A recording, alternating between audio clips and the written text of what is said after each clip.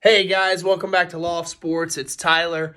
So, Championship Saturday is officially over. USC and Cal are playing. If anybody has any interest in a meaningless Pac-12 game, neither team can even make a bowl game. I'm not even sure why they bothered to reschedule that game. But Pitt just throttled Wake Forest. Michigan just completely got done stuffing Iowa. Iowa, absolutely embarrassing performance offensively by them. Looked great early, and then just absolutely couldn't do anything for the last 3 hours of that game against Michigan. Michigan wins the Big Ten. That was Notre Dame's last hope of getting into the playoff. The day started out good for Notre Dame. We needed some chaos today, and we got it. That Oklahoma State-Baylor game, phenomenal finish, within inches, Oklahoma State, of potentially going to the playoff. Baylor holds on, wins a thrilling game. And then Georgia comes out and looks like they've never played football before. I guess that's the Nick Saban effect. It happens to even good teams like Georgia. I really thought this was the year Georgia was going to beat Alabama. I didn't think Georgia would smack them silly, but I thought Georgia would beat them by 10, 14 points. I really did. I got to be honest. I thought Georgia was going to win that game. Alabama has played some bad teams this year, way closer than they should have. Florida, not a good team, 2-point win. Auburn, not a good team. Alabama, 2-point win.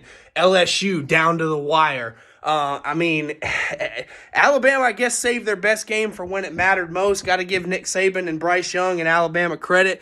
They completely dominated Georgia in every facet of the game. So once that game happened, I knew that we needed either Cincinnati to lose or Michigan to lose. The obvious route was Michigan. The committee really would have been in an interesting situation had Cincinnati lost, because they wouldn't have been a conference champion. They would have been a group of 5 team, but they beat Notre Dame, and they would have been 12-1. That would have really been an interesting scenario where I think Cincinnati would have still gotten in and should have gotten in. They beat us. And that's the thing is what I'm getting to here. Michigan, we were relying on Iowa to beat Michigan, and that's because we didn't handle our own business. Notre Dame had a chance to make the playoff when they played Cincinnati back in October and got beat by a group of 5 team at home. Now, Cincinnati's a really good team. They absolutely deserve to be in the playoff. I think they're going to give whoever they play, including Georgia or Alabama, a handful. I don't think they'll win, but I think they will be competitive. They're well coached. They got good players. They got a good enough quarterback that can keep them in the game, and their defense can keep them in the game. But the reality for Notre Dame is this is the problem with not being in a conference in a 4-team playoff. And it has not cost Notre Dame at any point until now. We've either been completely out of the picture or we've been undefeated and gotten in. In 2012, we got into the national championship game because we were undefeated and we won all of our games. We got in 2018 because we were undefeated and won all of our games.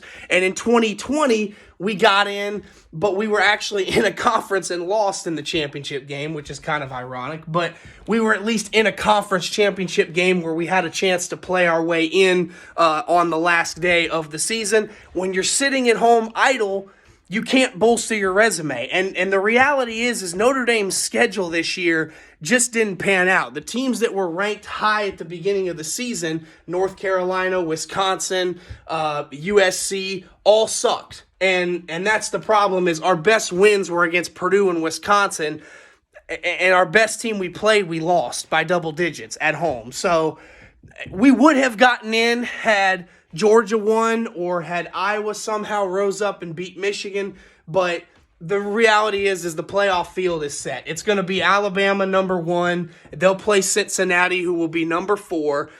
Michigan will be number 2, and they will play number 3 Georgia. And it's probably going to be Alabama and Georgia in the national championship game. And I hate it as much as everybody else that's not an SEC homer. But the reality is until they expand this playoff, which is inevitably going to happen, that's just the way it's going to be. And then there'll probably be 3 SEC teams in an 8-team or in a 12-team. And it'll be SEC teams in the championship almost every year. I hate it, but they are the best conference, and until somebody proves otherwise, it just is what it is. Maybe Michigan can beat Georgia this year, and Michigan can win it, but I don't know that Michigan is explosively, offensively enough to be able to keep those teams at bay. I think Georgia and Alabama will probably win their respective games. They'll face off in a rematch. We'll see if Georgia looks any better than they did today when they played in Atlanta. So, Notre Dame will end their season on a positive note, hopefully, and play in a New Year's Six Bowl, which is still a very rewarding bowl game. Marcus Freeman was named the head coach a couple days ago. Everybody is very excited. Everybody was looking forward to potentially getting into the playoff and sticking it in Kelly's face if we were somehow able to do something. We won't get that opportunity, but we can still do something that Notre Dame hasn't done since the early 90s, which is win a meaningful postseason game. The biggest bowl game Notre Dame has won in my lifetime is the frickin' Camping World Bowl against Iowa State a couple years ago. So this is an opportunity for Notre Dame to finish with 12 wins and actually end the season on a high note. We just hired Marcus Freeman. I love this hire. A lot of people I talk to love this hire. It's the right hire. The players love him. Says a lot about Brian Kelly that almost none of his staff have followed him to Baton Rouge, despite him offering to pay them handsomely. Says a lot about Brian Kelly, and maybe says that it was time for a change at Notre Dame anyway. We'll see. Freeman's a young guy. I have all the faith in the world in him. I'm super excited about this new era of Irish football, but I want to end the season on a positive. I'm so tired of going to the playoff and getting absolutely crushed by superior teams. I want to finish the season against Pitt, who just won in the Peach Bowl, or against maybe like a Michigan State or an Oklahoma State in the Fiesta Bowl. That's where we're going. We're either going to the Fiesta or the Peach. The Sugar and the Rose Bowl have conference affiliations that they have to obligate. So the Rose Bowl is going to be Utah against Ohio State. Pac-12 champ against best non-playoff Big Ten team. That's going to be Utah and Ohio State.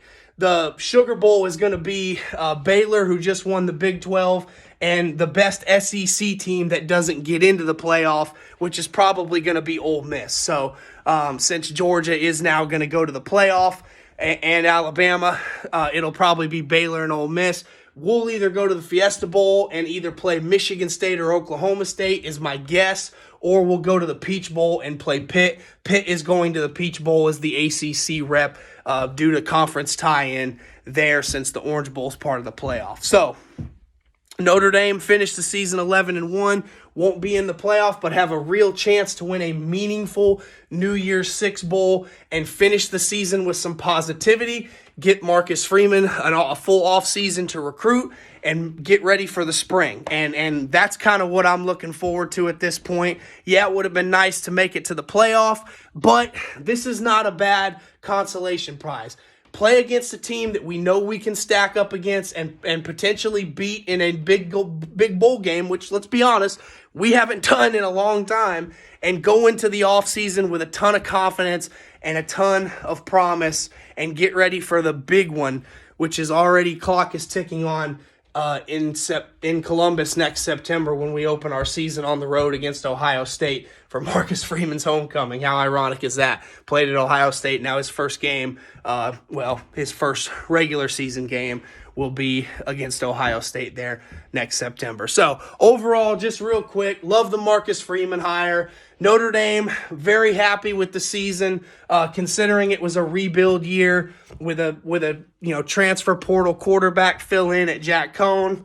Brian Kelly deuces, crazy season from start to finish, but overall Notre Dame with an opportunity. We'll see who we play, but a chance to go 12-1 in what was quote unquote a rebuild year would be big time. That's really proving that Notre Dame is making some progress on narrowing the gap a little bit from us to the elite. A lot of these big programs, they don't rebuild, they reload, and we kind of reloaded. Now, our schedule this year wasn't all that tough. I'll be the first person to tell you.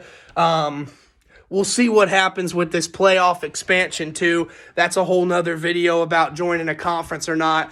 I'm a fan of joining a conference, but if they're going to expand the playoff team format to 8 or 12, it doesn't really matter anyway. Notre Dame can remain independent and still get in with a loss or even 2, depending on how many teams they want to put in. But go Irish. This is Tyler with Loft Sports signing off.